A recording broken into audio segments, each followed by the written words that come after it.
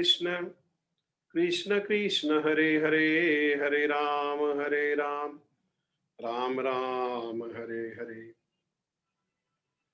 मैं सर्वप्रथम मेरे गुरुपाद पद्म नित्य लीला प्रविष्ट ओम विष्णुपाद परमहंस परिव्राजकाचार्य अस्तोत्र शत युगाचार्य श्री श्रीमद् भक्ति वेदांत श्रील नारायण गोस्वामी महाराज जी के अभय चरणारविंद में अनंत कोटि दंडवत प्रणाम करते हुए उनकी कृपा याचना करता हूँ। तदुपरांत नित्य लीला प्रविष्ट ओम विष्णुपाद स्तोत्र शत श्री श्रीमद् भक्ति वेदांत स्वामी महाराज शील प्रभुपाद जी के चरण सरोज में अनंत कोटि दंडवत प्रणाम। रूप अनुग गुरु परंपरा के चरणों में अनंत कोटि दंडवत प्रणाम। वैष्णव वैष्णवी माता भाई बहन प्रभु आप सभी के चरणों में मेरा यथा योग्य प्रणाम। पिताजी के बारे में तो थोड़ा बताऊंगा, लेकिन उसके पहले मैं अपने माँ के बारे में कुछ कहना चाहता हूँ। मैं छोटा ही था, 5 साल का, लगभग 5 साल की आयु रही होगी। और 5 साल की आयु थी तो मुझसे छोटे 2 भाई भी थे, एक 3 साल और एक 1 साल। ये 3 भाई थे, 3 भाई हम थे उस समय। तो हमारी माँ कार्तिक मास में उसको जन्म से ही, मेरे ख्याल से ऐसा उसका संस्कार है मैया का, और वो आज तक भी लगभग 76-77 साल की आयु उनकी हो गई है, अभी तक भी वो संस्कार उनका छूटा नहीं। वो सुबह ही सुबह उठ जाती और स्वयं स्नान करती और हम तीनों भाइयों को भी स्नान कराती और तीनों को तैयार करके हमारे घर के पास ही एक सनातन धर्म मंदिर था। तो वो सनातन धर्म मंदिर में जो साधु थे, वे साधु तो मायावादी थे, परंतु कार्तिक के प्रति उनकी निष्ठा थी। और कार्तिक में वो सुंदर श्रीमद् भागवतम आदि की कथा सुनाते और सुबह 5 बजे से 6 बजे तक कथा सुनाते और 6 बजे के बाद अन्य अन्य जो आसपास मंदिर थे उन मंदिरों में दर्शन के लिए ले जाते या किसी के घर पर सत्संग के लिए ले जाते, और कभी कभी बीच बीच में वो यमुना जी के स्नान के लिए भी ले जाते थे, यमुना जी में स्नान कराने के लिए। तो जो मूल जो संस्कार है जन्म से, और मेरे को याद है मैं छोटा सा था तो सनातन धर्म का, बाकी सब लोग तो कोई ढोलक, वहां मृदंग नहीं यूज करते थे, वो ढोलक और चिमटा और जैसे मायावादी लोग कीर्तन करते हैं उस तरह से कीर्तन करते हुए जाते थे। परंतु सनातन धर्म का जो झंडा है वो, मैं छोटा सा बच्चा बांस में उस झंडे को लगा करके और सबसे आगे पकड़ करके वो झंडे को मैं चलता था, और पीछे से कहते थे वो लोग, रास्ता बताते थे, अब बाएं मुड़ेंगे, अब दाएं मुड़ेंगे, अब इधर जाएंगे। तो ये, हालांकि मेरे हाथ तो बड़े कमजोर हैं, मजबूत हाथ नहीं है, लेकिन इन कमजोर हाथों में भी वो सनातन धर्म की ध्वजा जो है मेरी माँ ने पकड़ाया मेरे को। मेरी माँ की कृपा से ये संस्कार मिला। और फिर बाद में पिताजी जो है वो भी जॉब में थे, और जॉब में होने के बाद धीरे धीरे हमारा जो संपर्क है, लाइफ मेंबर बने हम लोग। तब लाइफ मेंबरशिप 6,666 रुपए थी। तो हम लाइफ मेंबर बने इस्कॉन के, और उसके साथ उन्होंने हमें ग्रंथ दे दिया, एक श्रीमद् भगवत गीता ग्रंथ दे दिया और एक श्रील रूप गोस्वामी पाद जी के द्वारा रचित जो है वो भक्ति रसामृत सिंधु, वो ग्रंथ दे दिया।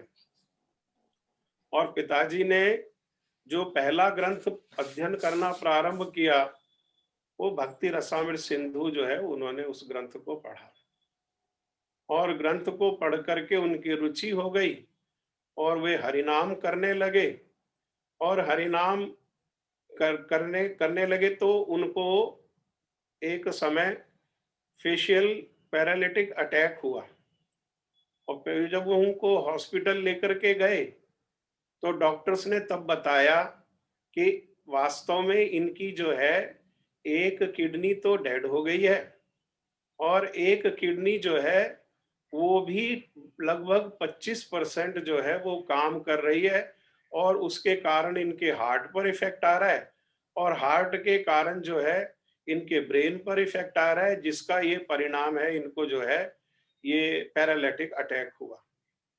पैरालिटिक अटैक होने पर भी वो हरिनाम को करते रहे। हरिनाम वो बात भी किसी से करते थे, कोई बात भी करता था तो वो हरिनाम नहीं छोड़ते थे। हर समय उनके मुख में भगवान का नाम ही रहता था और भगवान का नाम रहता था। तो उन्होंने डॉक्टर हमसे बात कर रहे थे तो डॉक्टर ने कहा कि अब इनको घर ले जाओ और इनकी जो तुम सेवा कर सकते हो घर में सेवा करो क्योंकि इनकी आयु जो है वो ज्यादा नहीं है, किसी भी दिन इनके ऑर्गन फेलियर्स जो है वो प्रारंभ हो जाएंगे और ये कुछ समय कोमा में रह सकते हैं और फिर इनकी डेथ हो जाएगी।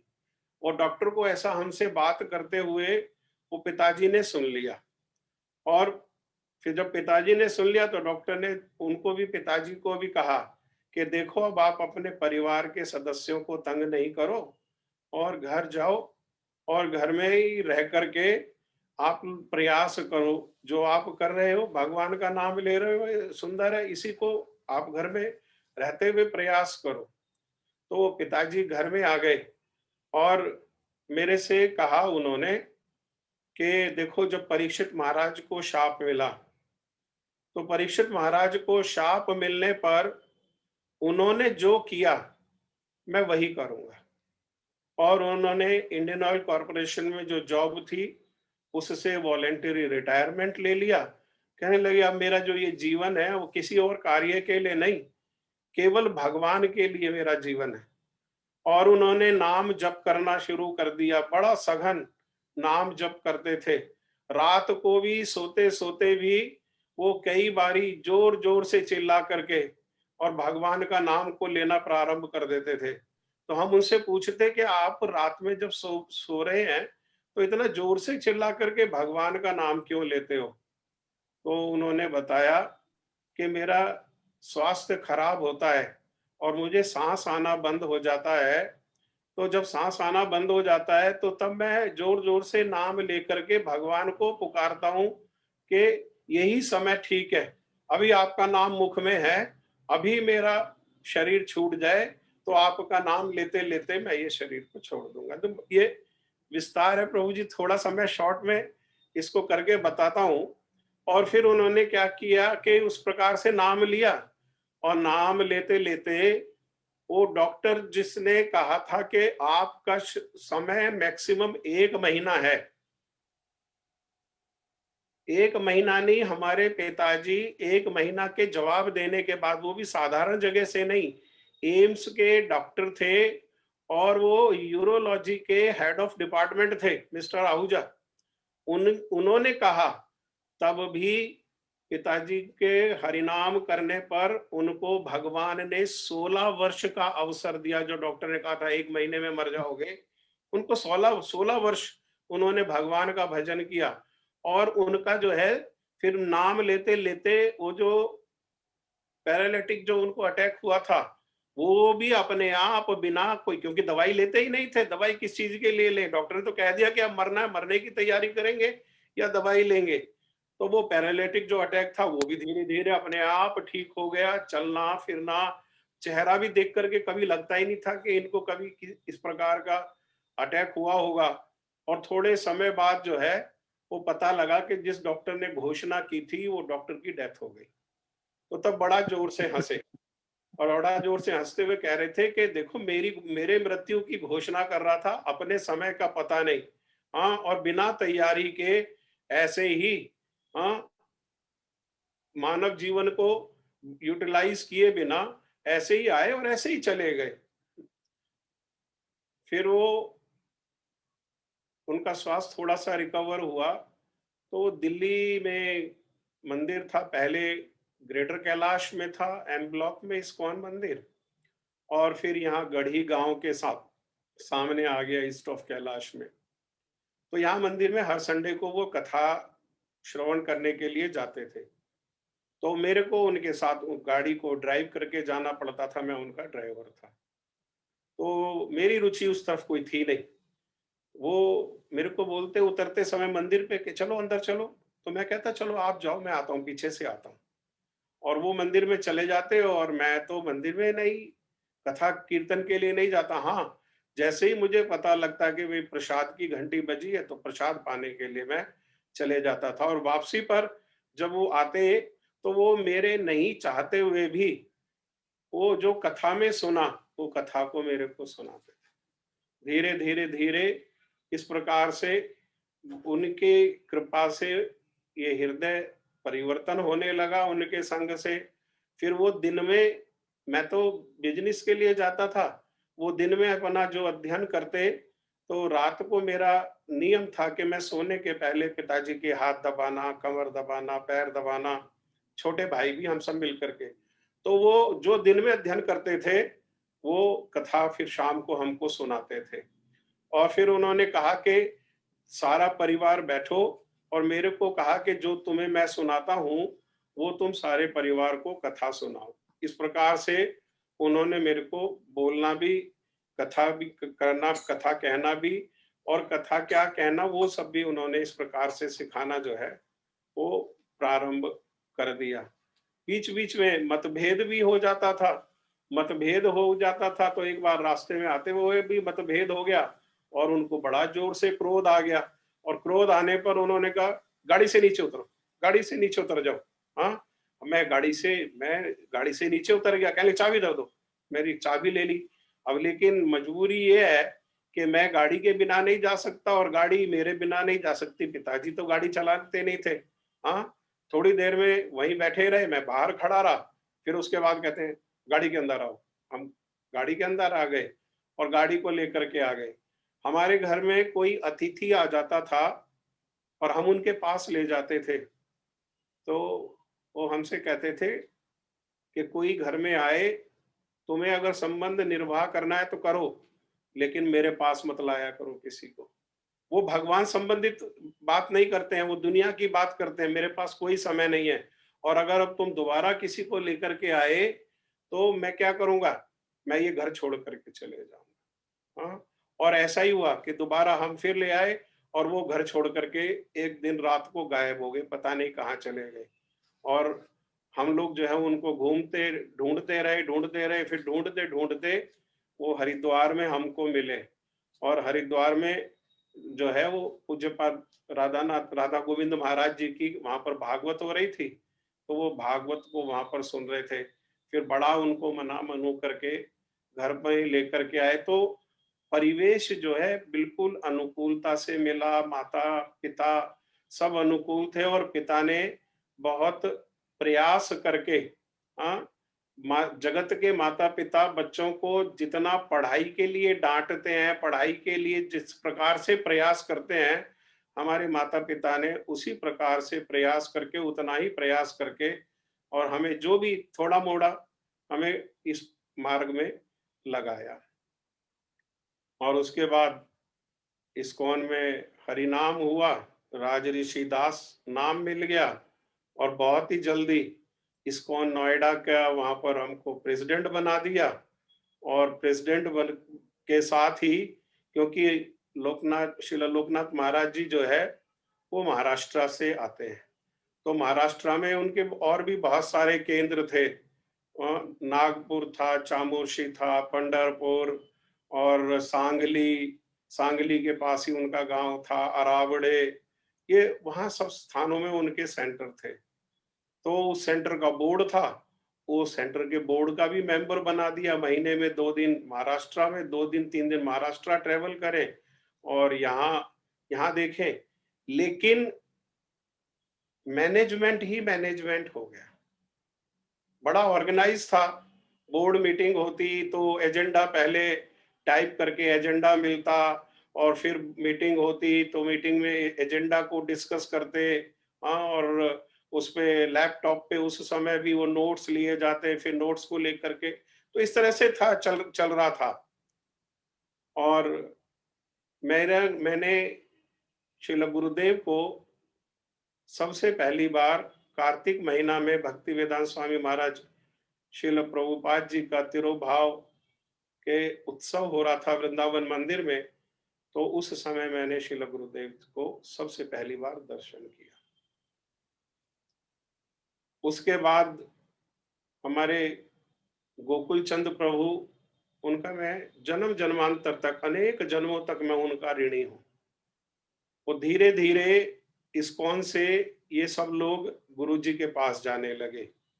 रामचंद्र प्रभु चले गए, रोहिणी नंदन प्रभु चले गए, गोकुल चंद प्रभु चले गए, ऐसे एक एक करके सारे लोग चले गए। लेकिन मेरे को गोकुल चंद प्रभु ने कई बारी उत्साह बढ़ाया, कई बारी गुरुदेव से मिलने के लिए कहा, गुरुदेव की हरि कथा सुनने के लिए कहा, मथुरा आने के लिए कहा। पर मैं वो जो प्रेसिडेंट की और वो जो बोर्ड मेंबर के जो पद की जो लोलुपता थी, मैं उसी में फंसा रहा। मैंने समझा शायद यही भक्ति है। हाँ, यही भक्ति है। और इस्कॉन में गुरुदेव के बारे में बात करते थे कि वो तो रासलीला की कथा सुनाते हैं, वो तो गोपियों की कथा सुनाते हैं। हाँ, तो मैंने गुरुदेव के चरणों में अपराध भी किया। मैंने जब इस प्रकार से सुना, तो उस पद के मद में भक्ति का तो अभी भाव ही स्पर्श नहीं किया।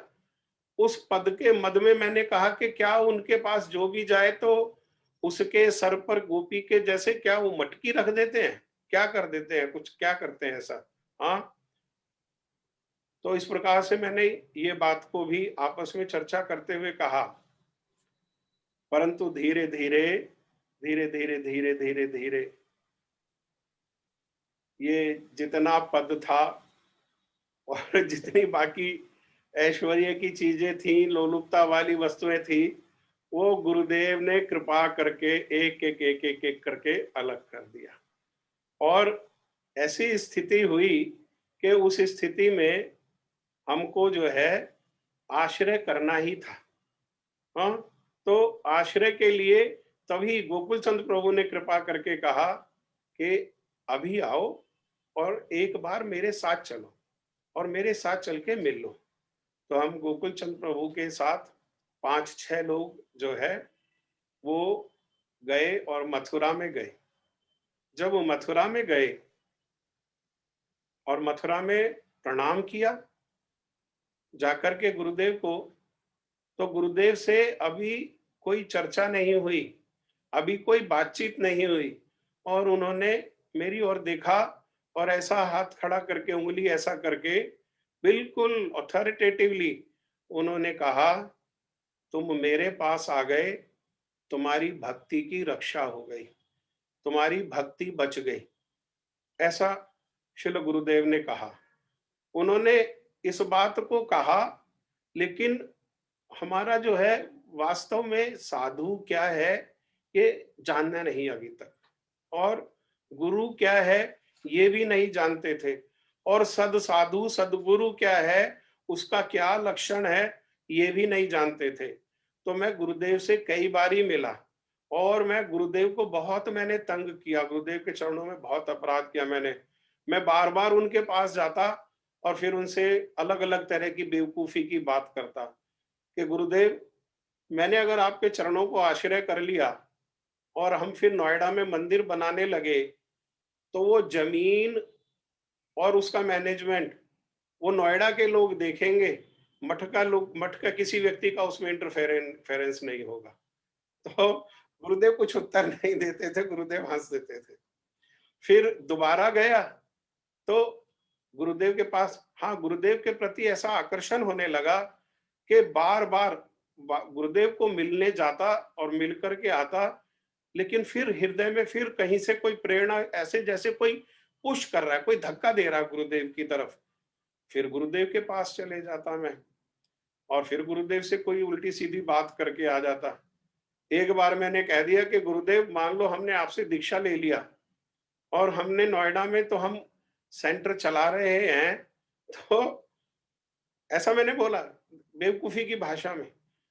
तो आप कंडीशन नहीं रखना कि आप हमारे गुरुदेव हो तो केवल आप ही वहां आ सकते हो।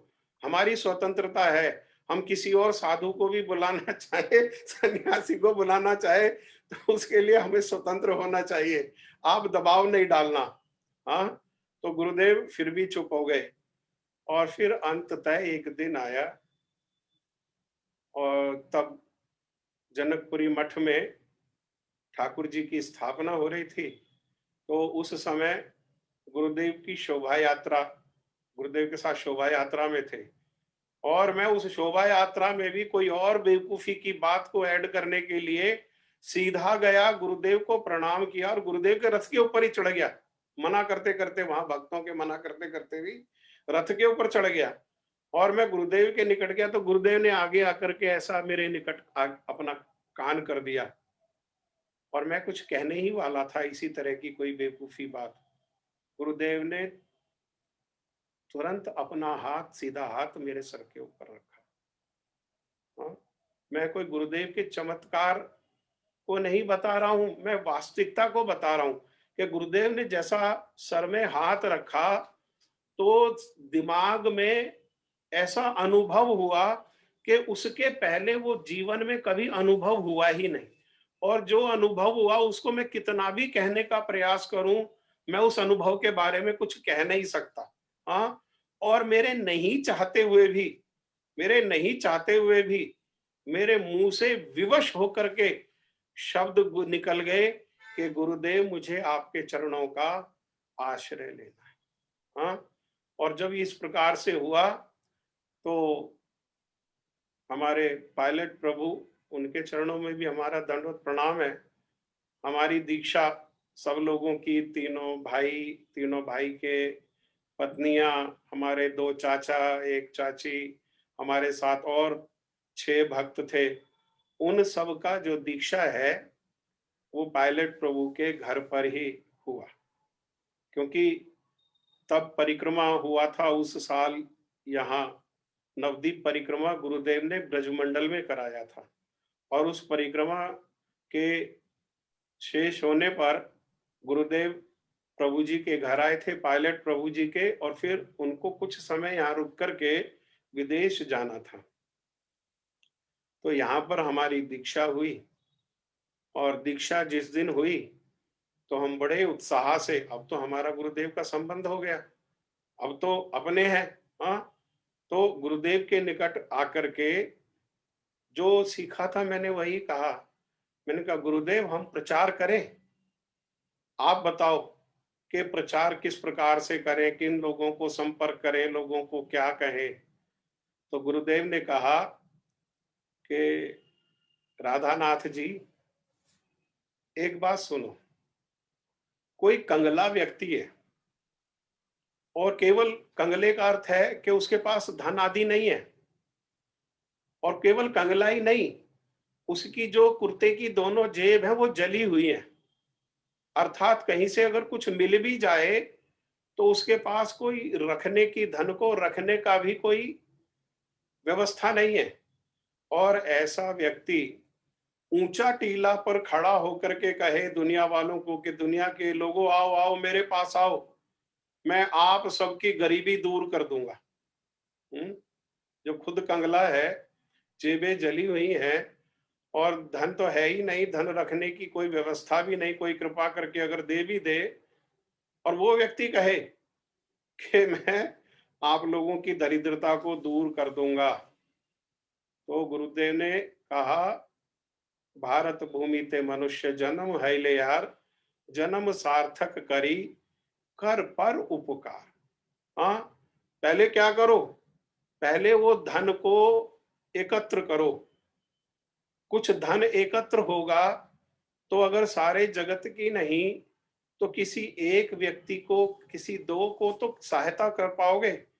लेकिन अगर वो धन ही नहीं है, हाँ, तो भारत भूमि में जन्म हुआ है, इसलिए क्या करो, पहले अपना जन्म सार्थक करो और फिर जितना गुरुदेव शक्ति प्रदान करते हैं, जितना सामर्थ्य है उसके अनुसार क्या करो, आगे जिसको सहायता कर सकते हो, जिसको सहायता करने की इच्छा है उसको सहायता करने का प्रयास करो। ये गुरुदेव की बहुत बड़ी शिक्षा। और मैंने जो कुछ बताया ये गुरुदेव के और मेरे बीच में मैंने शब्दशः बताया, जो भी शब्दों का गुरुदेव ने व्यवहार किया और जिस तरह से मैंने गुरुदेव से प्रश्न किया था। फिर वहीं पायलट प्रभु के यहाँ ही मैं और गोकुल चंद प्रभु भी थे। गोकुल चंद प्रभु की कृपा से तो ये सब हो ही रहा था। तो गोकुल चंद प्रभु ने और हमने प्रश्न किया कि गुरुदेव, आपके शास्त्रों की जो भाषा है वो बहुत कठिन है। अगर सरल भाषा हो तो उन ग्रंथों को तेजी से वितरण किया जा सकता है, ज्यादा साधारण जो नए लोग हैं उनको भी दिया जा सकता है। तो गुरुदेव ने कहा कि देखो, पहाड़ की महिमा जब तक है जब तक उसकी ऊंचाई है। अगर पहाड़ को काट करके, अगर सब पहाड़ को काट के प्लेन कर देंगे तो पहाड़ की कोई महिमा नहीं रहेगी। इसलिए क्या करो, इसलिए प्रयास करके पहाड़ पर चढ़ना सीखो, पहाड़ पर चढ़ने की चेष्टा करो। अपने बल से नहीं होता है तो सहायता लो, सहायता लेकर के पहाड़ पर चढ़ो। और मैं तो एक विशेष मिशन के साथ हूं और वही मिशन के साथ ही इसी प्रकार के ग्रंथ जो है वो रहेंगे। इन्हीं ग्रंथों में प्रवेश करने की चेष्टा करो। ये एक और शिक्षा वहां पर श्रील गुरुदेव ने दिया। और तब गुरुदेव ने एक आदेश दिया, पहली बार आदेश दिया कि हमें भजन में जो भी लोग सहायता प्रदान करते हैं, भजन में हमारी जिन लोगों ने भी सहायता की है, चाहे थोड़ी करी चाहे ज्यादा करी, किसी ने हाथ उठा करके अगर इंगित मात्र भी किया है तो हम उनके ऋणी हैं।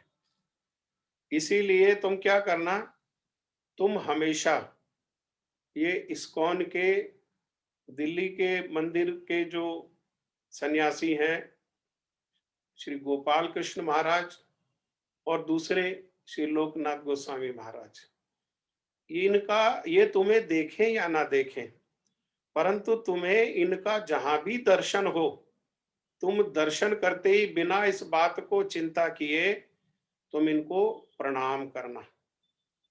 झुक करके जमीन पर बैठ करके प्रणाम करना। अर्थात क्या कि गुरुदेव जो है, हम सब जानते हैं कि गुरुदेव का किस प्रकार से विचार रहा इन लोगों का गुरुदेव के प्रति, और कई किस किस तरह के गुरुदेव के साथ इन्होंने चीजों को किया। परंतु गुरुदेव फिर भी क्या कर रहे हैं, अपने आश्रित जो शिष्य है उसके प्रति वात्सल्यता की करुणा के कारण अपने जो शिष्य है उसकी रक्षा कर रहे हैं कि कहीं ये उन सन्या साधु के चरणों में अपराध नहीं करे। वास्तव में मेरी रक्षा करने के लिए, मेरे मंगल के लिए ही श्रील गुरुदेव ने इस प्रकार का वहां पर आदेश दिया। और क्या समय हुआ, अभी समय है तो है टाइम है, बोलो कोई बात। फिर उसके बाद जगन्नाथपुरी में गुरुदेव थे और गुरुदेव के साथ वहां पर परिक्रमा आदि का गुरुदेव ने कृपा करके सौभाग्य प्रदान किया। वहां परिक्रमा में गए तो उस समय गर्मी का समय था और कुछ कुछ बारिश भी हो रही थी। और हमने अपने रहने के लिए तो वही जो चैतन्य गौड़ीय मठ में कार्यक्रम हो रहा था उसके पास ही व्यवस्था कर ली। एसी कमरा उमरा ले लिया। परंतु जब वहां कथा के लिए जाते थे तो बहुत ह्यूमिडिटी होती थी, बहुत गर्मी होती थी। हाँ, परंतु मेरे को पता नहीं गुरुदेव की ऐसी कृपा हुई कि गुरुदेव के पास ही मैं बैठ कर के प्रयास करता था, गुरुदेव के पास ही बैठ करके। एक तो प्रारंभ से मुझे चाहे लोगों को धक्का देना पड़े, हाँ, मैं आज सब भक्तों से अपने अपराध के लिए क्षमा चाहता हूँ। गुरुदेव के प्रकट लीला में मैंने बहुत भक्तों को धक्का दिया, लंबा चौड़ा होने के कारण उसका मैंने गलत इस्तेमाल करके लोगों को धक्का देता था, धक्का दे करके। और मेरे को अपना सर को गुरुदेव के चरणों में रखने में वो हृदय को बड़ा विशेष आनंद, विशेष शांति और विशेष ऐसा लगता था कि विशेष उपलब्धि हुई। तो इसके लिए लोगों को धक्का देना, हाँ, गुरुदेव बाहर कार से उतर रहे हैं तो धक्का दे करके पहले से प्रणाम कर लेना, और फिर जब गुरुदेव गए तो गुरुदेव के पीछे पीछे चले जाना। और जो लोग पहले से बैठे हुए हैं कीर्तन कर रहे हैं, तो वो लोग गुरुदेव आने पर गुरुदेव का अभिवादन करने के लिए, अभिनंदन करने के लिए वे सब लोग खड़े हो जाते, और मैं सबसे आगे जाकर के खड़े हो जाता। और जब बैठने लगते तो सबसे पहले बैठ जाता। मेरे साइड वाले और इधर वाले, उनके लिए जगह ही नहीं बचती, वो बेचारे कोई उसी में फंसने का प्रयास करता या कोई उठ करके पीछे चले जाता। परंतु मैं वहीं इस प्रकार का अभ्यास मेरा रहा। इसी प्रकार का अभ्यास होते होते तो गुरुदेव की जिस समय समाधि नवदीप में हो रही थी और समाधि में दे रहे थे, तो समाधि जब दे रहे थे भक्त सन्यासी लोग, तो मैं ऊपर से दर्शन करना चाहता था गुरुदेव का।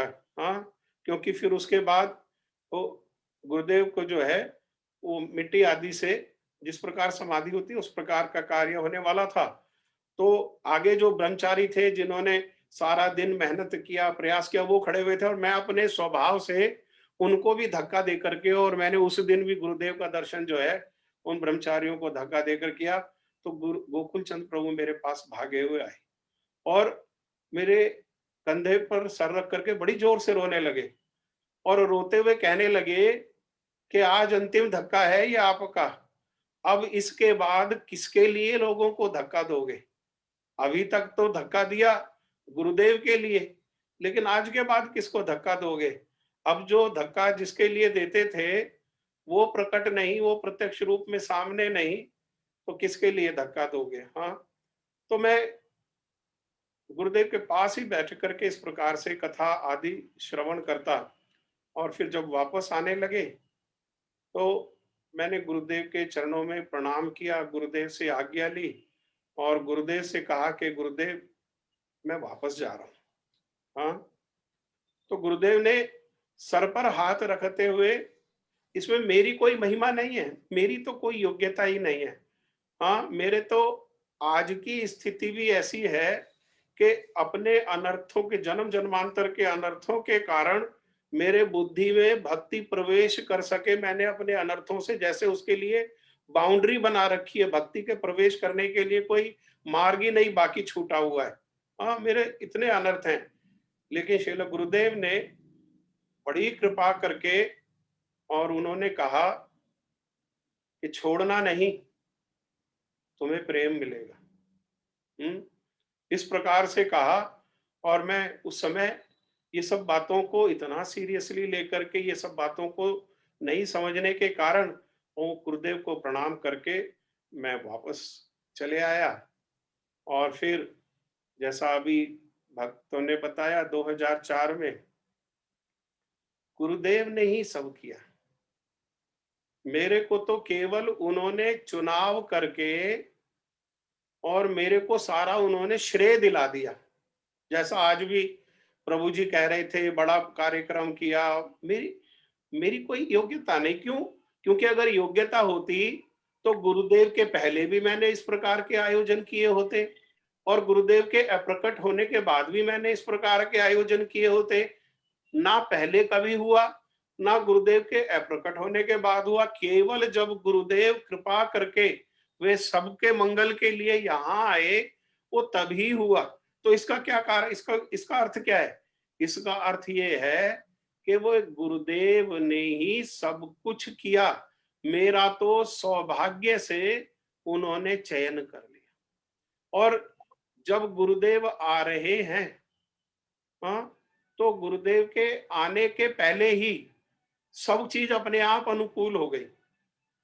इतना बड़ा पंडाल लगेगा, लाखों रुपया खर्चा आएगा, भक्त लोग रहेंगे, प्रसाद की व्यवस्था, उनके रुकने की व्यवस्था, सब लोगों के लिए कथा के बाद वहां प्रसाद की व्यवस्था, वो सब अपने आप, चाहे नोएडा के प्रिया गोल्ड बिस्किट के मालिक वल्लभ प्रसाद अग्रवाल हो, चाहे डॉक्टर महेश शर्मा कैलाश हॉस्पिटल के मालिक, जो अभी 2014 में मिनिस्टर भी बने, ये मोदी गवर्नमेंट में वो कैबिनेट मिनिस्टर भी बने, सबने मिल करके तन मन धन, गुरुदेव को दर्शन नहीं किया, गुरुदेव को जानते नहीं, लेकिन जैसा भागवत में पढ़ते कि भगवान जब आए तो सब कुछ अनुकूल हो गया।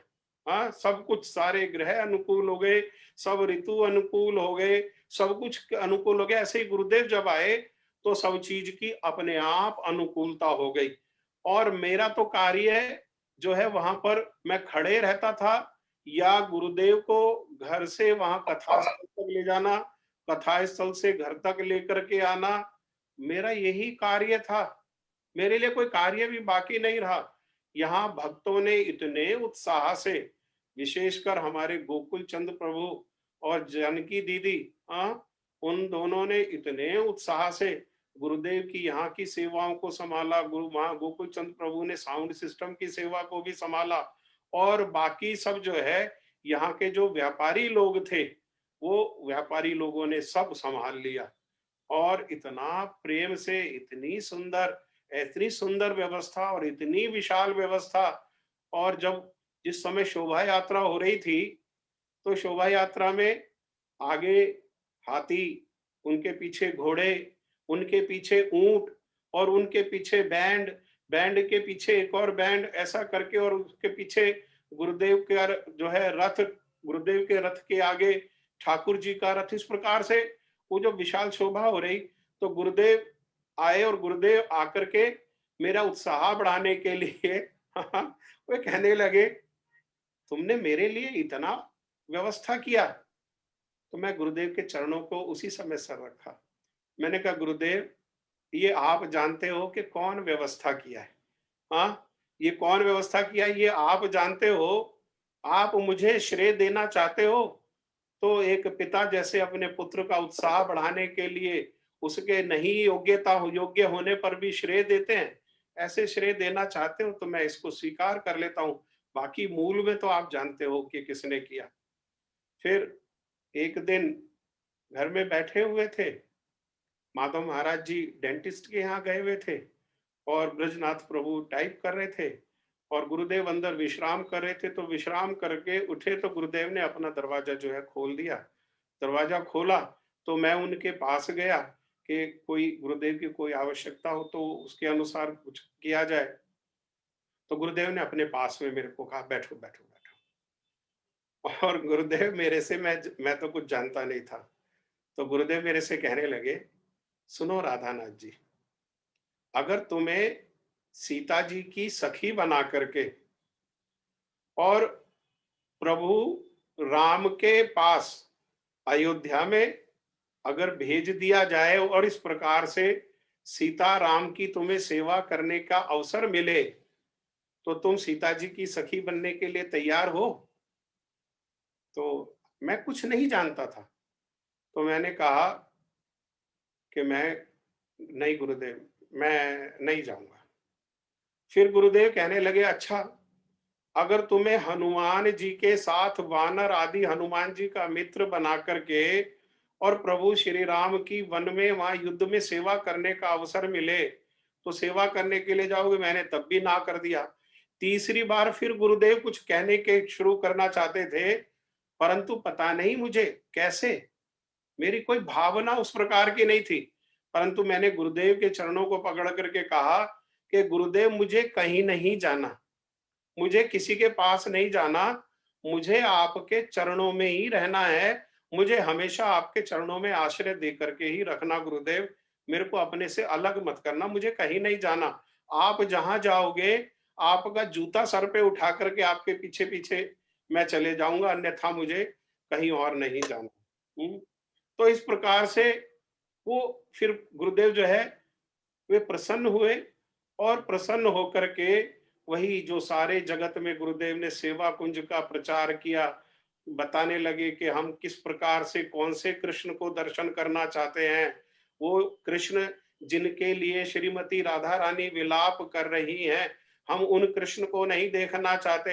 हम तो उन कृष्ण को देखना, दर्शन करना चाहते हैं जिनका सर हमारे स्वामिनी श्रीमती राधा रानी के आगे झुका हुआ है, जिनके हाथ हमारे स्वामिनी श्रीमती राधा रानी के चरणों को पलोट रहे हैं, उन कृष्ण को हम लोग दर्शन करना चाहते हैं।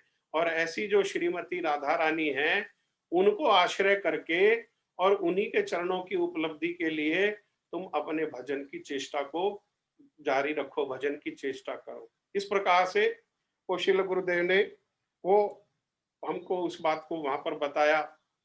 और फिर मैंने देखा कि एक दिन एक दीदी आई, हमारी गुरु बहन, गुरुदेव की शिष्या, और गुरुदेव के पास आई। मैं वहीं बैठा हुआ था, तो मैंने कहा, मैंने विचार किया कि शायद गुरुदेव से कुछ अपने हृदय का विचार ये कहना चाहती हैं। तो मैं उठ करके जाने लगा, परंतु गुरुदेव के पास और कोई नहीं था। तो गुरुदेव ने मेरे को कहा, नहीं बैठो, पास में बैठो। और वो दीदी कहने लगी कि गुरुदेव, मेरा जो ससुराल है वो बहुत विरोधी है, और वे मुझे कहीं भी जाने दे सकते हैं, परंतु अगर उन्हें पता लगे कि मुझे आपके पास आना है या सत्संग में आना है, तो मुझे घर से निकलने नहीं देते। मैं आज भी जैसे तैसे बहाना बना करके, झूठ बोल करके आई हूं कि मुझे अपनी माँ के घर जाना है, कोई जरूरी काम है, तो मैं अपने माँ के घर जाने के लिए बहाना बना करके आपके पास आई हूँ गुरुदेव। और ये बात कह करके वो दीदी का जो है वो रोने लगी, और रो करके कहने लगी कि मैं तो आपकी कोई सेवा ही नहीं कर पाती हूँ। आपकी सेवा तो कर पाना दूर की बात है, मैं तो आपके पास भी आने का मेरे पास तो मार्ग नहीं है। तो ये सब तो लोग सेवा में, ये भक्त लोग तो सब लोग आपकी सेवा में लगे हुए हैं, ये सब तो आपके साथ चले जाएंगे, और गुरुदेव मैं तो यहाँ अकेले ही भटकती हुई रह जाऊंगी। और ऐसा करके जोर जोर से उसने रोना प्रारंभ कर दिया। हाँ, तो मैंने गुरुदेव को देखा, गुरुदेव का चेहरा, मैं कहा, देखा कि गुरुदेव क्या उत्तर देंगे। गुरुदेव का चेहरा एकदम से तमतमाया, और उनका इतना सुंदर रूप तो पहले से ही है, उस रूप का क्या वर्णन किया जाए। और उस अवस्था में उनकी रूप माधुरी और अधिक बढ़ गई, और एक अलग से आवेश उनके शरीर में हुआ। और गुरुदेव ने कहा, बेटी तू रो मत, तेरे ससुराल वाले जैसे कहते हैं तू वैसे कर। अगर वो तुझे मेरे पास भी आने नहीं देना चाहते हैं तो कोई बात नहीं, मेरे पास भी नहीं आ, और तू चिंता नहीं कर, तुझे मैं छोड़ूंगा ही नहीं, तुझे मैं अपने साथ लेकर के जाऊंगा।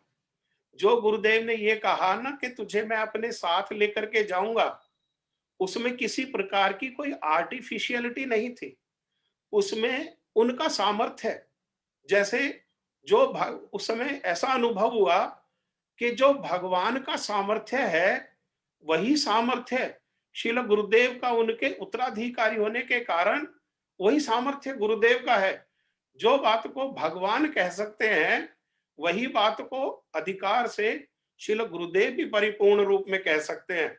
और गुरुदेव ने कहा कि देखो, अपना घर नहीं खराब करना बेटी, तो अपने घर में रहे, अपने पति की, अपने सास की, ससुर की देखभाल करो, प्रेम से उनकी सेवा करो, और जब समय मिले तब भगवान के नाम को जप करो, और तुझको जो है मैं अपने साथ में ले जाऊंगा, मैं तुझको यहाँ पर छोड़ूंगा नहीं।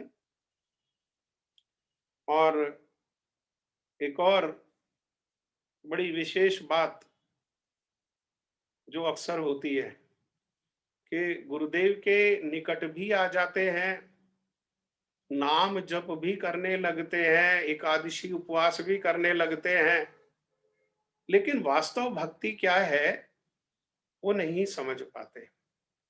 गुरुदेव जब घर पर आए तो गुरुदेव ने मुझसे कहा कि एक दिन मैं तुम्हारे सारे परिवार से, केवल परिवार के लोग हों तो मैं उनसे बात करना चाहता हूँ।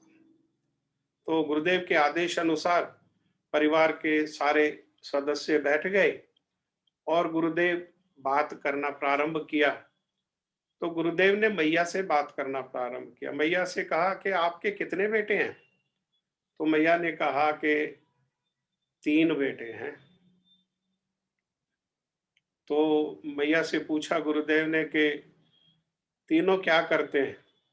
तो माँ ने कहा कि तीनों बिजनेस करते हैं और एक ही बिजनेस करते हैं, तो तीनों एक साथ ही बिजनेस करते हैं। तो गुरुदेव ने बड़े दीनता से मैया से आग्रह किया कि ये जो 2 बेटे हैं ये तुम्हारी सेवा कर ले, और ये जो बड़ा बेटा है, ये जो महानुभाव है, ऐसा कहा गुरुदेव ने, महानुभाव, इन महानुभाव को हमें दे दो। तो पहले तो जिस प्रकार से परिवार में हम कह रहे हैं बार बार, भक्ति का परिवेश था, भजन का परिवेश था, मैया को तुरंत ही दे देना चाहिए था, उसी समय आदेश दे देना चाहिए था। हाँ, और अगर मैया आदेश नहीं देती तो हमने तो अपने कानों से सुना। हम्म गुरुदेव गुरुदेव मांग रहे, गुरुदेव कह रहे हैं, किसके मंगल के लिए, किसके उद्धार के लिए, परंतु तब भी मैं हिम्मत नहीं कर पाया, डर गया, किन्हीं कारणों से डर गया। और मैंने गुरुदेव को कहा कि गुरुदेव, मुझ में लगता है कुछ योग्यता है जिसके कारण परिवार के लोग छोड़ नहीं रहे। मैं भी कौन सा छोड़ रहा था, मैं भी तो उन्हीं में फंसा हुआ था। हाँ, परंतु मैंने कहा ऐसा, अपने हृदय में चीटिंग प्रोपेंसिटी होते हुए भी मैंने इस प्रकार से कहा कि गुरुदेव, जब तक मेरी योग्यता खत्म नहीं हो जाएगी और मैं दर दर का भिखारी नहीं बन जाऊंगा, मुझे नहीं लगता कि ये आपके चरणों में मेरे को समर्पित करेंगे या स्वयं मैं भी आप अपने आप को आपको दे पाऊंगा। हम सब फंसे हुए। हाँ गुरुदेव, और फिर इस प्रकार से जब कहा तो जीवन में जैसा इच्छा थी, गुरुदेव ने वही परिस्थिति को ला करके खड़ा कर दिया। वही परिस्थिति को, सब कुछ ठीक ठाक रहते, सब कुछ सही चलते हुए धीरे धीरे परिस्थिति वही हो गई, कोई योग्यता नहीं रही। योग्यता नहीं रहने पर सम्मान नहीं रहा। योग्यता का ही तो सम्मान है, व्यक्ति का थोड़ी ना सम्मान है। अरे जितनी देर उसमें योग्यता है, योग्यता ही के लूट के लिए ही तो सम्मान है, व्यापार है। योग्यता नहीं रहने पर वो कोई सम्मान नहीं रहा, धन भी पता नहीं कहाँ लुप्त तो हो गया और दर दर के भिखारी बन गए। परंतु दुर्भाग्य ये है कि ये सब गुरुदेव के अप्रकट होने के बाद ये सब हुआ, और जब दर दर के भिखारी बन गए तो गुरुदेव ने ही मेरे सौभाग्य को रखते हुए मुझ पर कृपा करके, गुरुदेव ने जैसे विजय कृष्ण प्रभु जी को उत्साह दे करके मेरा हाथ पकड़ा, गुरुदेव ने विजय कृष्ण प्रभु के माध्यम से, और इन्होंने हाथ पकड़ा। मैं गृहस्थ, मैं व्यापारी, मैं धनाढ्य, मैं कार वाला, लेकिन मेरा किराया, फिर क्या हुआ, फिर जब हम किसी योग्य नहीं रहे तो प्रभु जी के पीछे पीछे चल दिए, इनके साथ रहने लगे। कई स्थानों पे प्रभु जी हमको लेकर के गए, पंजाब, हरियाणा, दिल्ली, राजस्थान, महाराष्ट्र, यूपी, बिहार। हाँ, और मेरा किराया भी यही वहन करते थे, ब्रह्मचारी होते हुए।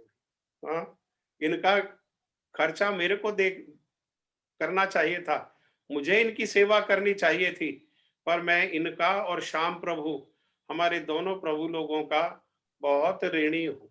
हाँ, और मैं केवल कहने से नहीं होगा, मैं वास्तव में इनका ऋणी हूँ। इन्होंने जब किसी ने मेरा साथ नहीं दिया, तब इन्होंने मेरा हाथ पकड़ करके अपने साथ रख करके कथा कीर्तन का सुयोग देते हुए, और अलग अलग स्थान पर दर्शन करते हुए, तो इन्होंने क्या किया, वो गुरुदेव से जो थोड़ी मोड़ी जो भक्ति रूपी संपत्ति थी, गुरुदेव की कृपा से और गुरुदेव के उत्साह देने से ही ये भक्तों ने उस भक्ति की रक्षा करी। और फिर धीरे धीरे धीरे धीरे धीरे धीरे भजन का ऐसा मार्ग है कि भजन भजन का मार्ग अपने आप निकाल लेता है। अंधकार होता है सामने, पहाड़ आ जाता है सामने, कोई मार्ग नहीं मिलता, डेड एंड पर पहुंच जाते हैं।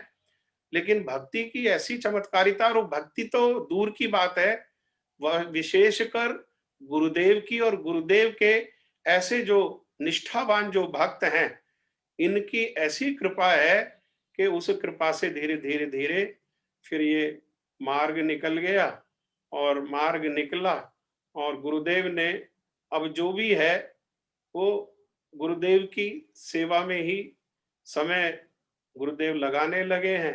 मुझे ऐसा अनुभव वो हो रहा है कि धीरे वो धीरे धीरे धीरे वो जो वचन जो गुरुदेव का उस दिन था, वो गुरुदेव ने जैसा चोटी पकड़ करके वो खींचा अपनी ओर, और वो गुरुदेव के जो वचन और गुरुदेव की जो इच्छा थी, वही धीरे धीरे धीरे धीरे वो इच्छा की पूर्ति हो रही है। धीरे धीरे मैं किसी योग बार बार कह रहा हूँ, योग्यता कुछ नहीं।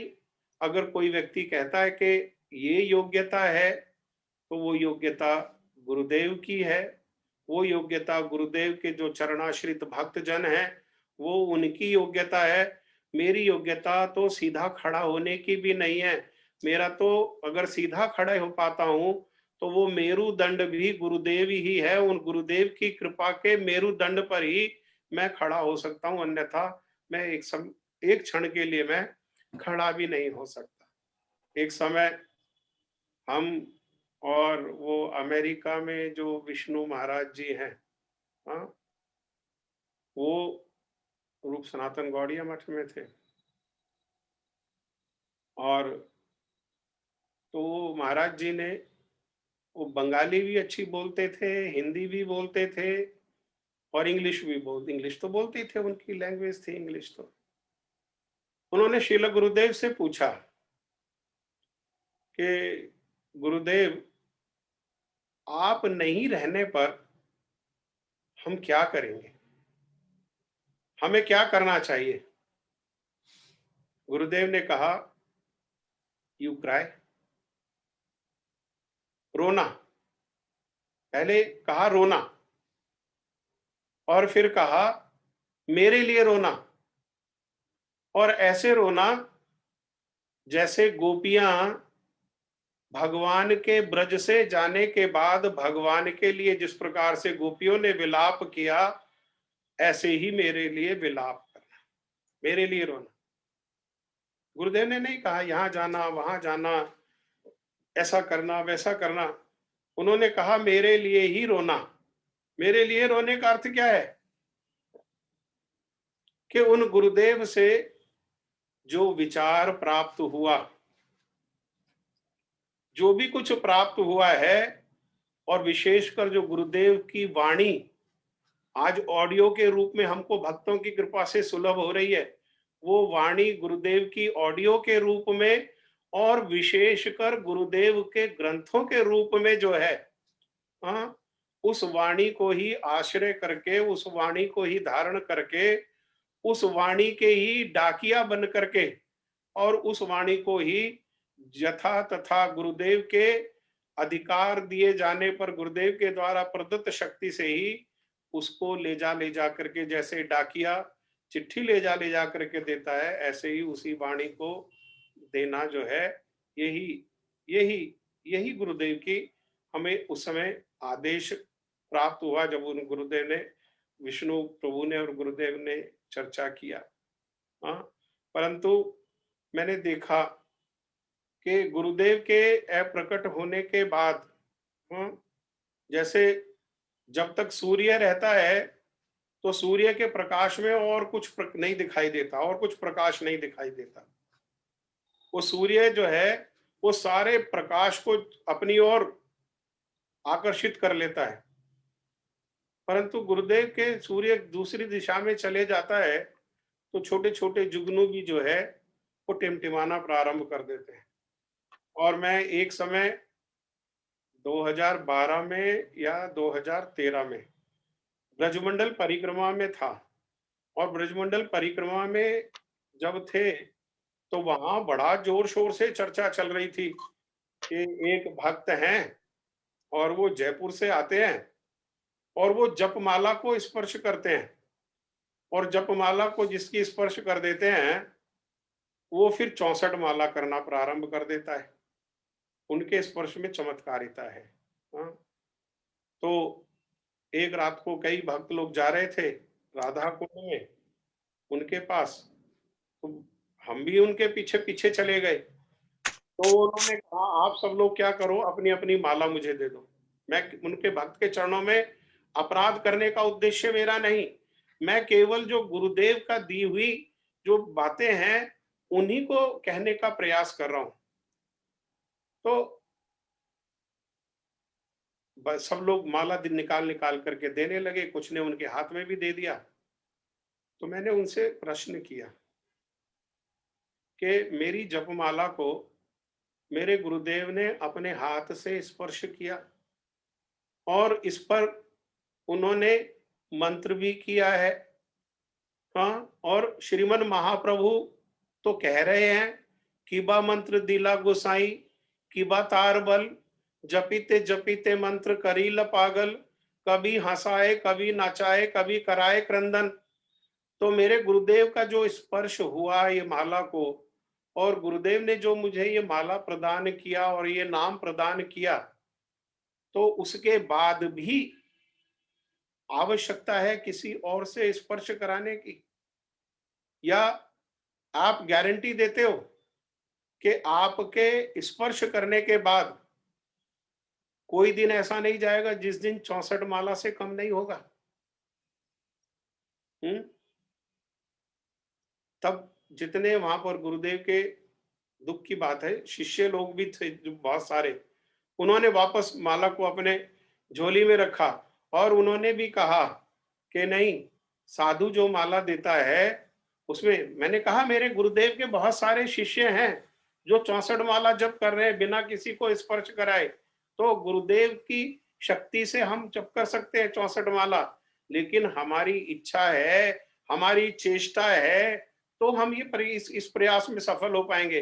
अगर हमारी ही इच्छा नहीं है, हमारी ही चेष्टा नहीं है, हम ही अपने अनर्थों के निवारण में लगे हुए हैं, तो 64 माला क्या, कोई देने पर भी एक माला भी जप नहीं कर सकते। उन्होंने कहा ये बात सत्य है, और मैं गारंटी नहीं ले सकता कि मेरे स्पर्श करने के बाद ये 64 माला कोई जप करेगा। हाँ, एक बात और मैं आप सब भक्तों से मैं प्रार्थना करना चाहता हूँ। मैं जैसा बार बार कह रहा हूँ और बार बार कहने से बात छोटी हो जाती है कि सब भक्त लोग गुरुदेव के जो आश्रित जन हैं वो मेरे को छोड़ करके वे सब श्रेष्ठ हैं, गुरुदेव की निष्ठा पूर्वक सेवा में लगे हुए हैं। ऐसे ऐसे भक्त हैं गुरुदेव के चरणाश्रित जन जो सांप्रदायिक समय आने पर संप्रदाय की रक्षा की भी योग्यता शायद रखते हैं, लेकिन मैं नगण्य होते हुए भी आप सबसे छोटा छोटा आयु में बड़ा हो सकता हूँ, वयोवृद्ध हो सकता हूँ, लेकिन आप लोग ज्ञान वृद्ध हैं, आप लोग भक्ति वृद्ध हैं, आप लोग गुरु सेवा वृद्ध हैं।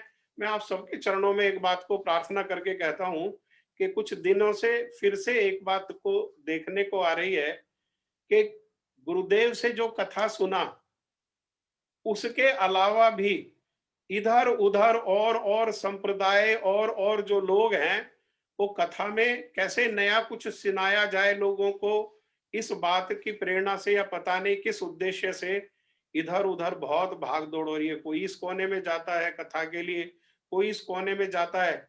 हमारे गुरुदेव ने जितना विचार दिया और जो उन्होंने बैठ बैठ करके स्वयं चेष्टा करके प्रयास करके स्वयं ग्रंथों की भी रचना करी, और केवल ग्रंथों की रचना नहीं करी, उन ग्रंथों को सबको पढ़ाया भी। परिक्रमा, ब्रजमंडल परिक्रमा में ग्रंथों को पढ़ाया, माधुर्य कादम्बनी को गुरुदेव ने बड़े प्रेम से पढ़ाया, भजन रहस्य को पढ़ाया, भक्तों को वृद्ध भागवतामृत का अध्ययन कराया। क्या नहीं किया है गुरुदेव ने, और क्या विचार नहीं दिया है। हम लोग उनसे जो विचार को ले पाए अपनी अपने लिमिटेशन के कारण, उसके अलावा भी वो ग्रंथों में इतना मेहनत करके ग्रंथों में विचार को लिख करके गए। हमारा कार्य क्या है? हमारा कार्य कोई भी विचार को आगे देना है, या जो शील गुरुदेव के जो विचार हैं, शील गुरुदेव का जो वाणी है, उसको वितरण करना है। अगर शील गुरुदेव की वाणी को वितरण करना है, गुरुदेव की विचार को ही जगत में प्रचार प्रसार करना है, यही हमारी सेवा है, अगर हम ऐसा मानते हैं, और इससे गुरुदेव प्रसन्न होंगे, जो गुरुदेव का आदेश भी है। हाँ, क्यों? क्योंकि उन्होंने हमेशा कहा कि हम मेरे ग्रंथों का अध्ययन करो, मेरे ग्रंथों का वितरण करो, ग्रंथों को स्टोर में नहीं रखो, स्टोर में नहीं रहनी चाहिए, ये ग्रंथों का वितरण करो, और नए ग्रंथ प्रिंट करो, उनको भी स्टोर में ला करके नहीं रखो, उनका वितरण करो, इस प्रकार से करते रहो। हाँ, क्यों?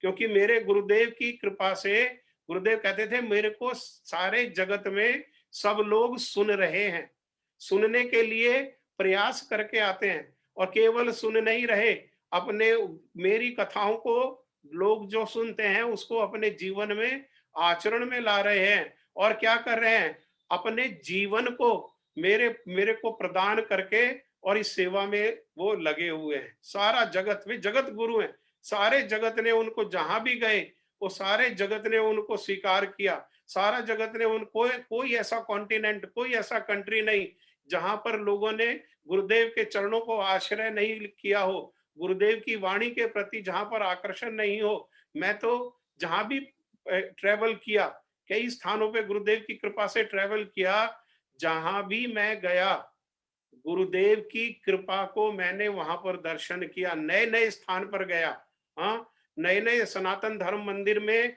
और जो विदेशों में, जैसे हमारे देश में आरएसएस है, वैसे विदेश में उसको एचएसएस कहते हैं, हिंदू स्वयंसेवक संघ, उनके माध्यम से भी कई स्थानों पर गया। लेकिन जहां भी गया, गुरुदेव का हृदय, सेवा कुंज को मैंने अधिकतर स्थानों में मैंने दर्शन किया। वो सेवा कुंज के जो लीला है, उसको, वो गुरुदेव का हृदय जो है, हाँ, वो उसको मैंने अधिकतर स्थान पर दर्शन किया, और कोई स्थान ऐसा नहीं मिला जो गुरुदेव के नाम से परिचित नहीं हो, और गुरुदेव के ग्रंथों को अध्ययन नहीं। कहीं गया तो कथा को जैसे कहना प्रारंभ किया पहले दिन ही, अभी प्रणामी मंत्र ही बोल रहा हूं, प्रणाम करके गुरुदेव को प्रणाम किया, और बीच में जब कीर्तन हुआ तो कोई भक्त उठ करके आ गया, और मेरे कान में कहता है कि मैं आपका गुरु भाई हूं। मैं आपका गुरु भाई हूं। कहीं गए तो वहां पर एक दीदी मिली, और दीदी अकेली रहती है, छोटा सा उसका लाला भी है, और क्या करती है, इस्कॉन के भक्तों के साथ गुरुदेव के ग्रंथों का अध्ययन करते हैं इस्कॉन मंदिर में। और कोई कोई प्रतिकूल, क्योंकि हर प्रकार के स्वभाव के लोग हैं वहां भी, कोई प्रतिकूल विचार वाला, गुरुदेव का थोड़ा सा विरोध रखने वाला आ जाता है, तो क्या करते हैं, उन ग्रंथों को छिपा देते हैं, और उनके जाने के बाद फिर उस सेंटर में, जो इस्कॉन का सेंटर है, वहां पर गुरुदेव के ग्रंथों को पढ़ते हैं। कहीं पर इस्कॉन के जो सन्यासी है, वे आ गए, किस लिए, क्या योग्यता, केवल योग्यता किस लिए आए हैं, कि गुरुदेव का विचार सुनने के लिए वे लोग आए हैं। तो हम, जैसा मैंने प्रार्थना किया, हम लोग डाकिया हैं, गुरुदेव के विचारों को देने वाले, केवल उठा करके घर घर गुरुदेव के विचारों को ले जाने वाले हैं। परंतु जब हम सब जगह से, मैं ये नहीं कह रहा, उन विचारों का विरोध नहीं मैं कर रहा, उन भक्तों का भी नहीं मैं विरोध कर रहा, मैं कोई उनका विरोधी या उनके विचारों का विरोधी नहीं। परंतु अगर हम उन विचारों को अगर लेकर के और कथा के माध्यम से ये बांटने लगे, तो फिर गुरुदेव के विचार, गुरुदेव की वाणी, गुरुदेव जो जगत में देना चाहते थे, गुरुदेव का इतना विरोध करने पर भी जो उन्होंने कथाएं दी हैं, जिसको समझाते थे कि भैया आम का जो बाग है, आम के बाग में जब आम का फूल आएगा, तो उस फूल को खाने के लिए आकर्षित होकर के कोयल ही आएगी। कौवे जिनको नीम की निम्बोली में रस आता है, वे नहीं आएंगे।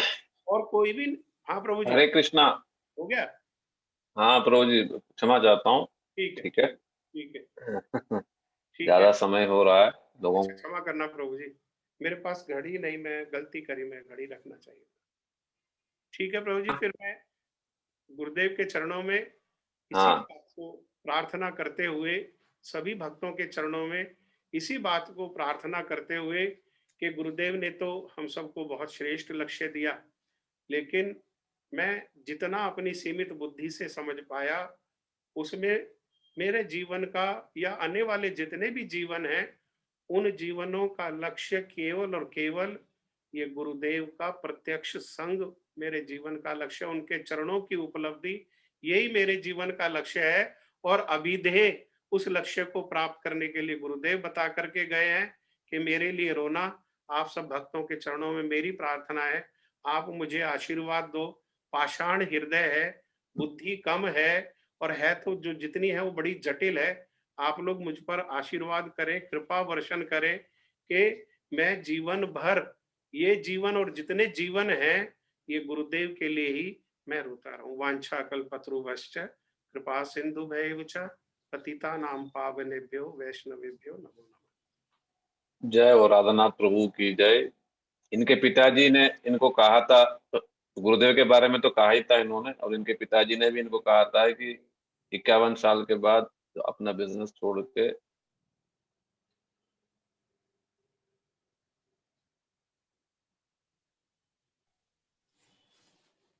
हरे कृष्णा। 51 साल के बाद अपना बिजनेस छोड़ करके भजन करना, तो परिस्थिति भी वैसे ही फिर बन गया कि प्रभु जी जो है सब कुछ छोड़ के और अभी वानप्रस्थ के रूप में श्री गुरुदेव का भजन कर रहे हैं और वाणी सर्वत्र प्रचार कर रहे हैं। तो ये भी हम लोगों को मतलब ये शिक्षा भी हम ले सकते हैं कि हम धीरे धीरे जो अपनी जिम्मेदारियों से निवृत्त हों और वानप्रस्थ की ओर बढ़ते हुए भजन में हम अपना समय।